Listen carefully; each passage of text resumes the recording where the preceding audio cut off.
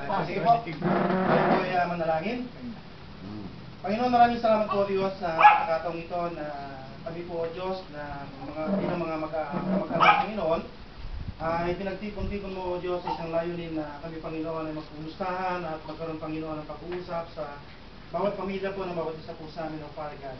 O Diyos, sa oras pong ito patuloy po namin pinasasalamatan o Diyos sa mga pagkain nasa aming pong harapan. At ang aming pong dalangin Panginoon sa oras na ito ay patuloy po itong pakalinisin o Father God at magsilbi itong dulot kalakasan Panginoon ng aming pong mga katawan. At ang paglilinis Panginoon ito ng mga pagkain ito Father God ay isinasaalang-alang po namin sa pamamagitan ng ipong dakilang Panginoon.